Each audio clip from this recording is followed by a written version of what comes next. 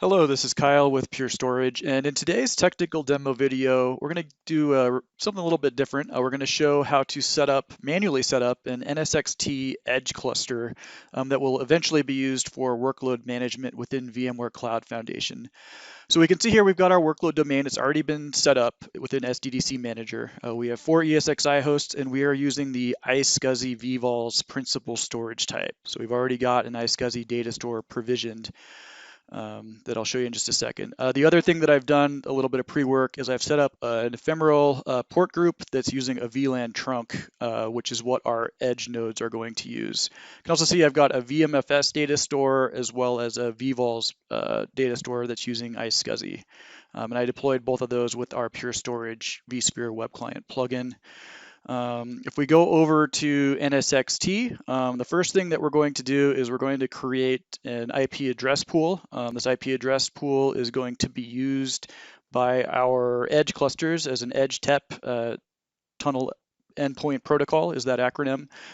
So basically, we're just going to give it a set of IP ranges that these are going to use. The reason I'm doing this manually instead of doing it through SDDC Manager, that is this edge cluster setup, is because I only have a single VLAN that I'm going to be using for my ingress and egress. Whereas if you deploy the edge cluster within SDDC Manager, it requires you to specify 2 different subnets for that purpose. So that's why we're doing this manually. So as you can see with this IP address pool for the edge TEP network, I've just given it some networking information, mainly a range of IPs that edge TEP is going to be able to use. I've initialized that. If we go over to the system setting in NSXT, one of the nice things is that with SDDC Manager, it sets up your VLAN and overlay transport zones for you. You can see those are both there. The default ones are already set up for us. One step that's very important to do here is for the computer manager, you can see that my vCenter does not have trust enabled. This is vCenter 7, so you do need to come in here and do this prior to deploying edge clusters and workload management. Now that that's done, I'm going to create my edge cluster uplink profile. We'll just call it edge uplink workload domain 2. The only things I need to specify here are the uplink that I want it to use. I'm just going to use uplink 1 since this is a demonstration purpose. You may use multiple uplinks if you want for failover. And then I'm going to give it that edge TEP transport VLAN. Okay, I'll go ahead and refresh this. We can see our edge uplink profile has now been created. And now I'm actually going to go in and create our edge nodes themselves.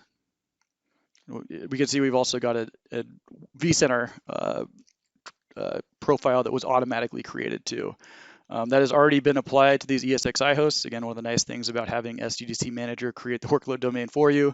But what I'm going to go ahead and do now is create the first of 2 edge transport nodes. I've already got it populated in DNS, and I'm going to use the large form factor. That is a requirement for these edge VMs, is that you do have to use the large form factor for VCF. I've given it some credentials, and now I'm going to give it my vCenter, the cluster, the resource pool, and then I'm going to deploy these on top of my vVols principal storage data store. I've assigned it a static management IP address, so I'm going to go ahead and enter that here. The full CIDR is a -24. So there's my IP address for this node, as well as the -24, and then there's the gateway. I'm going to give it the management port group. Again, this is the management node for this edge cluster. Then I'm going to populate it with my search domain names, DNS server, as well as my local NTP server. Clicking next, here is where we put in those 2 transport zones that I showed earlier, our overlay transport zone and then our default VLAN transport zone. This is where we enter the uplink profile I created in the earlier part of this demo. And then this is where we use that IP pool, which was the first thing that I did within NSXT. And then we'll go ahead and select the interface, which is that trunking port group I created earlier. That's really all there is to it for creating an edge node. We can see while this one's spinning up, I'm going to skip ahead. I'm going to create a second edge node here, but rather than bore you with showing you all the steps again, I'll just go ahead and create it here real quick and pause. Okay, now we're back. We can see that both of my edge nodes are now being created and powering on. I will pause again while they power up and finish their configuration within NSXT and vCenter. Okay, now we can see they are both powered on. They've got their IP addresses. So the next step is to create an edge cluster from my 2 edge nodes. So I'll just call this workload domain 2 edge cluster. I'll select those 2 edge cluster nodes I just created and click add. That's all there is to it for the edge cluster creation. Now, if we go back over to networking, the next step is to create a segment.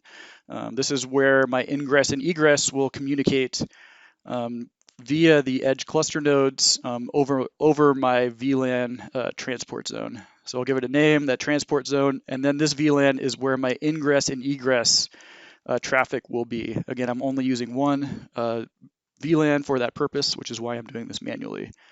So with that segment created, I'm now going to create a tier 0 NSXT gateway.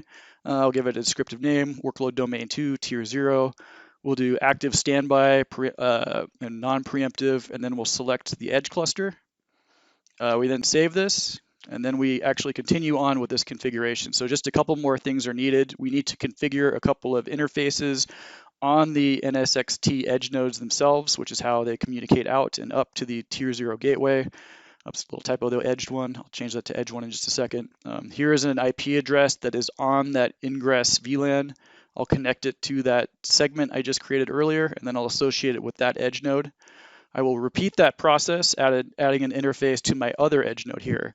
So workload domain 2, edge 2. I will give it, again, an IP address that sits on my ingress and egress VLAN, which is connected to that segment, which is also pointing to that VLAN. And then I'll associate this with my second edge node. I'll pause here and fix that typo. Okay, now it's edge 1. And then we'll go ahead and close this. So that portion is complete. The last step is I do not have BGP access to my upstream router, so I am just going to set static routes. Workload domain 2 all, meaning all traffic, 0.0.0/0 or 0.0/0. So all network traffic will basically go to the gateway of my ingress and egress networks, which is what I'm assigning right there. So if we save that, my static routes are now defined on this tier 0 gateway. Close that out and then finish off our tier 0 gateway deployment. We are now ready to begin workload management deployment from within vCenter, which will be the next part of this video. Thank you for watching. Here is our platform guide. Please feel free to check this out for a lot more information on all things VMware, and we'll see you in part 2 of this video series. Thanks a lot.